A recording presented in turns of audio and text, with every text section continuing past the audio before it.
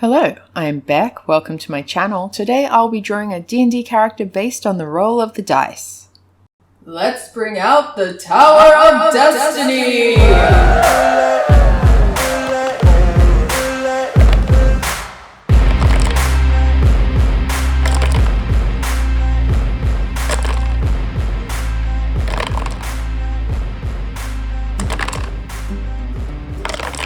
So we have an Orc Wizard, and based on the intelligence score I'm looking at here, not a terribly good wizard.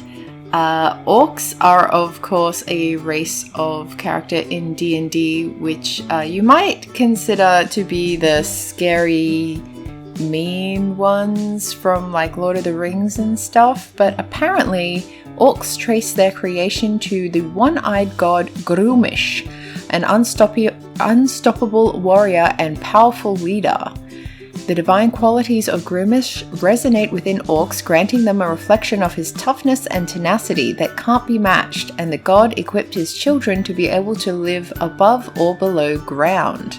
So they're not necessarily evil characters like they're often depicted, but they are the big and brutish types. Now drawing this one, I wanted to draw him trying to study on the ground, but I couldn't really get him to be big and brutish enough, so I got rid of that and I started again, and made him a lot more burly. This guy's name is Kevin, and Kevin, we're starting with the background. Kevin grew up thinking he would be a warrior and join the army, but as many army courses do, they can send you to unexpected places, and this one, whether because they couldn't really stand him or not, decided to send him to wizard school. Maybe they thought it would be a bit funny to send an orc to a wizard school, but here he is. And he's got a -1 to intelligence and -1 to constitution too, so I feel like he's probably been at this wizard school for a while and lost a little bit of his physical resilience. He has not lost his strength though. He's still a +2 in strength, so I made him nice and burly. Normal for an orc, but crazy strong for a wizard.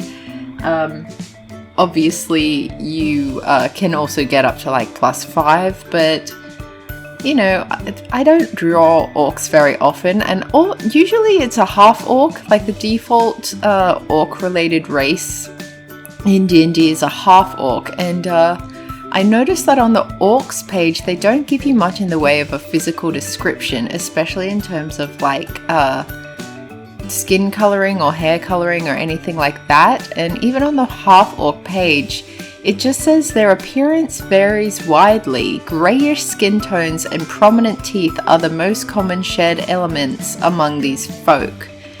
So usually you see depicted the bottom tusks coming out of their mouths, and usually you see them as green. So I kept the greyish skin tone, which you'll see when I get to colouring, and the little prominent teeth sticking out from the bottom, but I guess you could have any of the teeth be prominent. Like you could have a kind of Hermione Granger 2 front teeth situation, or canines from the top. Anyway, we went a little bit more classic with the teeth in this one, style-wise. So yeah, that's orcs. They have, let's see, orc traits. Adrenaline rush, you can take the dash action as a bonus action. So normally the dash action is a full action on your turn during combat, and it means you can move double the distance that you would normally be able to move. So if your walking speed is 30 feet, which I believe it is for an orc, in your turn you could move an additional 30 feet. So full in one turn you can move 60 feet, and that's a bonus action. So you could move 60 feet and then also attack someone, which is pretty cool. You've got dark vision, powerful build. You count as one size larger when determining your carrying capacity and the weight you can push, drag, or lift. And relentless endurance.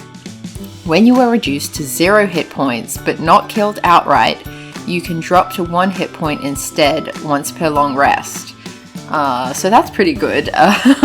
You generally don't want to get to that point, but It happens, and it's very useful to be able to get up to 1 hit point instead, because 0 means you're unconscious on the ground and 1 means you're technically still standing.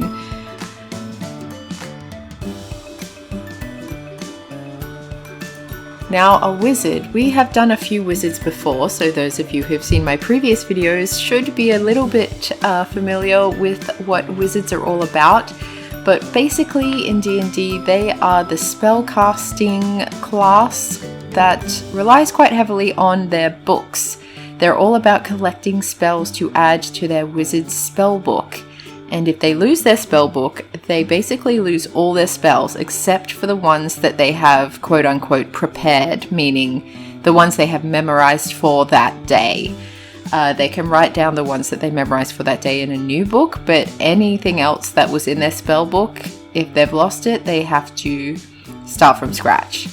Which kind of sucks, but it also makes the most logical sense. Most other classes of D&D, you have all these spells at your disposal, and you can change them over a long rest period, but it doesn't really go into detail as to what you do to learn this new spell to prepare it. A lot of them are like say a cleric. You could argue that your god has given you this new spell, and so you're focused on that and maybe removed one of the other ones. It's, you know, it's how you want to roleplay it. It doesn't really matter that much, but yeah, let's look at the abilities. So we have strength +2, and these aren't counting any bonuses that you get for the race and class proficiencies and things like that. It's just what I rolled. So +2, he's an orc. He's strong. I don't think we need to go into how he got to be so strong. I think that was kind of just, it's always expected of him because of his race. Dexterity +0, so he's pretty average at things like picking locks or picking pockets. I think he'd be a bit conspicuous if he was trying to pick someone's pocket. And I think he's more of the break the door down kind of guy. I don't think he's really seen the point in practicing stuff like lockpicking where you would need a high dexterity. Constitution, like I was saying, he's been at wizard school. So he's hanging out with a lot of the squishy wizard types, and he's probably lost some of his resilience. I also think where you often get wizards studying all night and having the kind of higher constitution that comes with lack of sleep and lack of eating and all of that, I don't think he's really worried about that. I think he makes sure to get all of his meals and to get plenty of sleep. And that kind of leads into his -1 intelligence, where he's not really doing the studying that he probably should at wizard school. He's there for free because he's been sent there by the army, and he probably didn't even volunteer to do it. And he's kind of just chilling. Like, the wizards take good care of their students, so he's got squishy beds to sleep in and lots of people to hang out with and talk to and probably bother by distracting them from their studies. He has his spell book, but I don't know that he's really found the interest in studying anything in the library and memorizing things and anything that requires intelligence.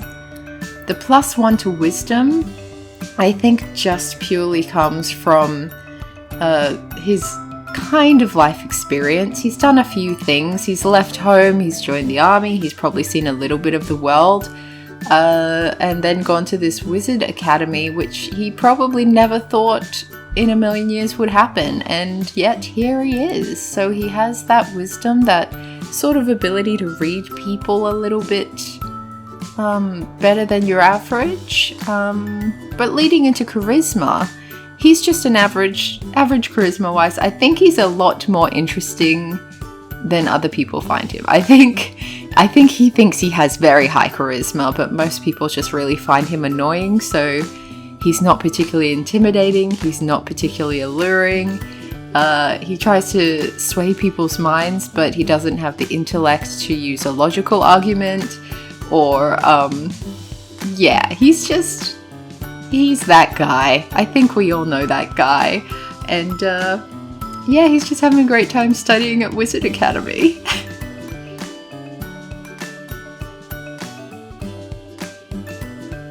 If we think about why this guy would join an adventuring party and leave the lavish halls of his wizard school, I have a couple of ideas as to why he'd join an adventuring party, why he'd go out and adventure.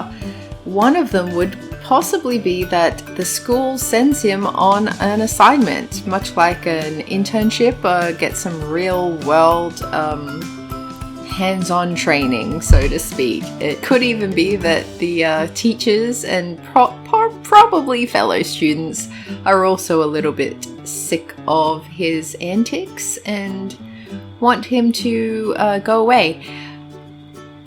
That seems the most realistic to me, where he has a specific assignment that he needs to do, and probably the first step in that assignment is to go out and find an adventuring party to help him achieve his goal, whatever that goal may be. Maybe it's one of those fool's errands where one of the teachers wants him to find some mythic item that's impossible to find and no one really even believes it exists.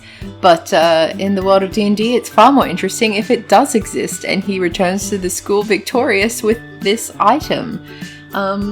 Of course, it could also be a case where he's just out drinking one day at the pub. This wizard school is more of a college, I should say. He's not a teenager. I mean, he could be a teenager, but anyway, he's at the pub and he's drinking because he's allowed to, because he's an adult. And he just makes some friends who are like, hey, we're going to go do this fun thing. Do you want to come with us? And he's like, yeah, that sounds great. Let's go do it. Let's go have some fun. Because I do feel like this guy is very fun oriented. He's motivated by just having a good time. And it's not that hard to come by when you're this guy, I guess. It would be great to give him the sort of challenges that probably the army and wizard school alike wishes he would face, so he'd be a bit more serious and knuckle down. But of course in D&D, the more serious you make your character, the more ridiculous it is when they fail at something that should be very easy for them but isn't. Or if they succeed at something that they should not be good at, but they do. It's a lot of shenanigans. That's the best part of D&D, in my opinion. So, yeah, whether it's a school assignment or just randomly making friends and following them around the world, I think this guy is keen for an adventure. And yeah, he's Kevin. What can I say? This is classic Kevin. I think as well, when I talk about him studying at wizard school, I think it's more that he just sort of hangs out in the library and tries to just talk to people. I don't know that he actually does that much studying. I think he every now and then might try. Sort of everybody else is reading, so he sort of looks around and wants to fit in and do what everyone else is doing. So he'll crack a book and get bored really quickly. He's probably the kind who reads the same sentence over and over again and doesn't really retain it and doesn't see the point of like all this boring information, why everyone's so interested in it. But when he's actually out and on the road and actually needs to use his spells for actual reasons, I think something will click and he might find something that increases his intelligence, which will help him to learn more spells. But yeah, this is Kevin. He's an orc wizard with bad intelligence and bad constitution, but that's less important when you're a wizard. Yeah, what do we all think of this guy? How would you play it if you had an orc wizard with those stats? And what do you think? What do you think of this guy? Let me know in the comments. And yeah, that's all I've got for you today. Thank you for watching. And please subscribe if you're not subscribed already. It makes my day. And those of you who've already made my day, I hope you have a great week, and I will catch you next time. Okay, bye.